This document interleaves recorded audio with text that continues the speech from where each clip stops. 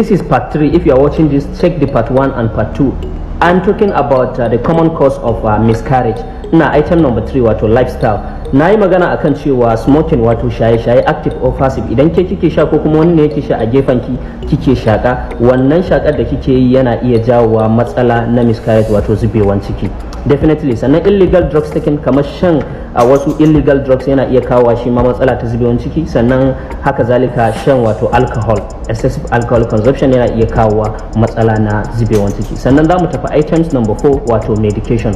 Yawanci shi yasa muke cewa consult a doctor before any form of medication. Ya kamata ki ga likita kafin shan kowane irin nau'in magani. Akwai maganunuwa da dama da kuke amfani da su kafin samun ciki. Wani maganin ki na basir ko na rana ko na wani abu da ya shafi rayuwanki kike sha, in kika samu ciki ki dakatar da shi in har ba likita ne ya ce miki ki amfani da shi ba.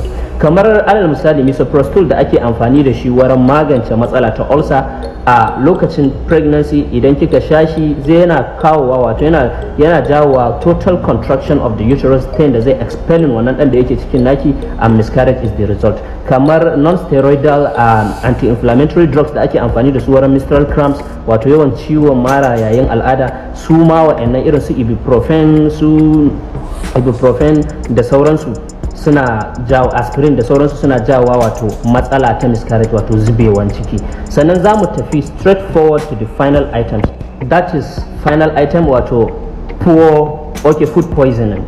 Food poisoning kamar mata wanda suke da poor diet and malnutrition, yanayin yadda mace take cin abinci ko kuma yanayin abubuwan da take ci kamar irin su raw egg, undercooked eggs, kamar irin su undercooked meat za ta iya jawowa matsala na miscarriage, musamman idan ta consuming irin su salmonella da kuma toxoplasmosis. Salmonella idan ta consuming ɗinsu a cikin raw egg da kuma meat ɗin da take ci.